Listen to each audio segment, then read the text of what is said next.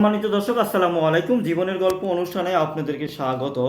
আমাদের ক্যামেরার সামনে দাঁড়িয়ে আছে সেই মিষ্টি কিউট আপু। শুনবো তার জীবনের গল্প। আসসালামু আলাইকুম আপু। ওয়ালাইকুম আসসালাম। কেমন আছেন আপু? এই তো ভাই আলহামদুলিল্লাহ, আপনি কেমন আছেন? আলহামদুলিল্লাহ। আপু, আপনাকে অনেক হাসি খুশি লাগতেছে। আপু, তোমার দেশের বাড়ি কোথায়? কুমিল্লা। কুমিল্লা না? জি। কুমিল্লার মেয়ে। তোমার নাম? আমার নাম হচ্ছে তানজিলা আক্তার। তানজিলা আক্তার। আচ্ছা আপু, তোমার পরিবারে কে কে আছে? আমার পরিবারের বাবা মা ছোট ভাই আছে। বাবা মা, ছোট ভাই। ছোট ভাই আছে না? আচ্ছা আপু, পড়াশোনা করা হয়েছে তোমার?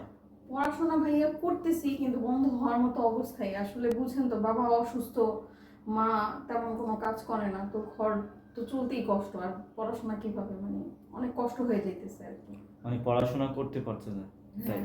আচ্ছা আপু, কেন আসছো আমাদের প্রোগ্রামে? আমি আপনাদের প্রোগ্রামে আসার একটাই কারণ, যে এমন একটা মানুষ আমি খুঁজতেছি, যে মানুষটা আমাকে ভালোবেসে আমার পাশে থাকবে, আমাকে সাপোর্ট করবে, মানে আমার কষ্ট বুঝবে, আমিও তাকে বুঝবো, এরকম একটা মানুষ, মানে মোট কথা একটা ভালো মনের মানুষ চাচ্ছি আমি। মানে মনের মানুষ দিয়ে তুমি কি করবে একটু বলো তবে। মনের মানুষ, আমি তো সবার থেকে তো আর হেল্প সহযোগিতা নিতে পারবো না। আমি এমন একটা মানুষই চাইতেছি যে আমার পাশে সারা জীবন থাকবে, আমি তারে বিয়ে করে তারে ভালোবেসে পাশে থাকতে চাই, এতটুকুই।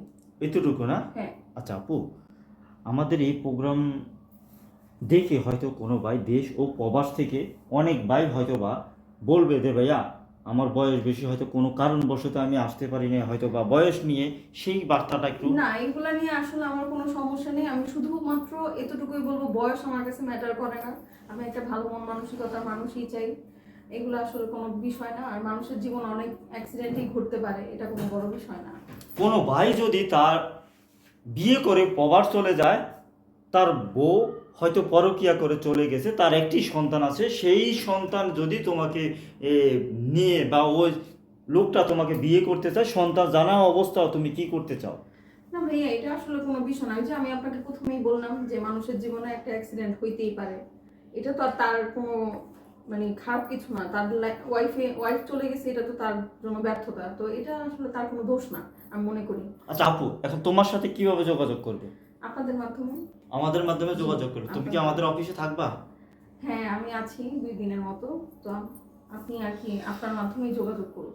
দর্শক, আপনারা শুনছেন তানজিলার জীবনের গল্প। তানজিনাকে যদি কোনো ভাই ভালো লেগে থাকে, পছন্দ হয়ে থাকে, এমন কোনো ভাই যদি থাকেন হৃদয়ে বারবার তার পাশে দাঁড়াতেন, তাহলে অবশ্য আমাদের স্ক্রিনে যে নাম্বারটি দেখতে পাচ্ছেন সেটি আমাদের চ্যানেল কর্তৃপক্ষের। তার একটি স্ক্রিনশট মেরে আমাদের এই নাম্বারে ইমো হোয়াটসঅ্যাপ আছে পাঠিয়ে দিবেন। আমরা অবশ্য আপনাদের সাথে, তানজিলার সাথে যোগাযোগ করিয়ে দিব।